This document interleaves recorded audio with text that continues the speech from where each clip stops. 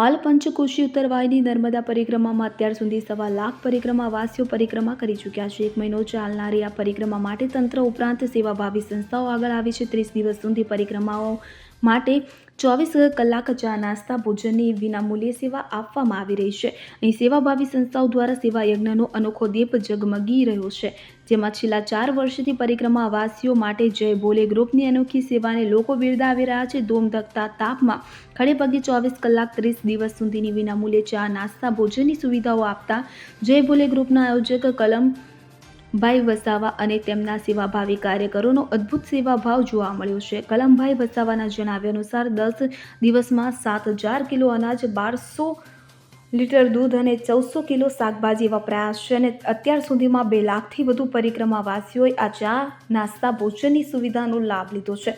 હજી 4 થી 5 લાખ લોકો લાભ લેશે। પરિક્રમાવાસીઓ પણ તંત્ર અને સેવાભાવી સંસ્થાઓની સુવિધાઓથી ખુશી વ્યક્ત કરી રહ્યા છે। જોકે જય ભોલે ગ્રુપની સેવા અને આયોજક કલમ વસાવાની સેવા અન્ય લોકો માટે પ્રેરણા સ્ત્રોત બની છે। જોવા જઈએ તો હજુ 10મો દિવસ છે અને 10મા દિવસની અંદર જ 7500 જેટલું અનાજ વપરાઈ ચૂક્યું છે અને લગભગ 2 લાખથી ઉપર પરિક્રમાવાસીએ આ ભંડારાનો લાભ લીધો છે। અમારા ભંડારાની વાત કરું તો આજે ભંડારાનો 10મો દિવસ છે। આજ દિન સુધીમાં લગભગ 7000 કિલો જેટલું અનાજ વપરાઈ ચૂક્યું છે। ગત વર્ષે જે અમારું જે ટાર્ગેટ હતું એમાં 10700 કિલો જેટલું અનાજ વપરાયું હતું અને શાકભાજી અને દૂધ એ વસ્તુ અલગ, પણ 10700 કિલો જેટલું અનાજ વપરાયું હતું અને લગભગ 2 થી 3 લાખ લોકોએ લાભ લીધો હતો।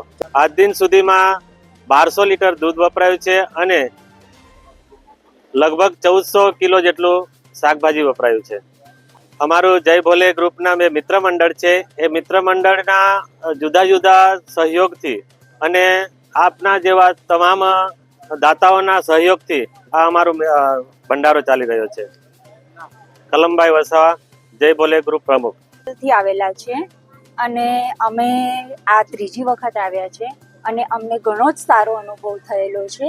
રસ્તામાં અમને કોઈ પણ તકલીફ પડી નથી અને અમને ઘણી જ નાસ્તો બી આપવામાં આવ્યો છે, ચા નાસ્તો કરવામાં આવ્યો છે અને ઘણી વ્યવસ્થા કરવામાં આવી છે। કોઈને રસ્તામાં કોઈ જ પણ તકલીફ પડી નથી અને બહુ જ સારી વ્યવસ્થા કરવામાં આવી છે।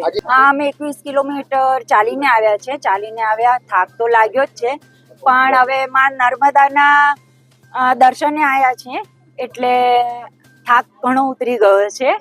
એટલે કહેવાય કે ના, ખરેખર બધાએ દર્શન કરવા માટે આવવું જોઈએ। શું નામ તમારું? ઝરણા પંચાલ। જ્યોતિ જગતાપ સાથે CN24 ન્યૂઝ, રાજપીપળા।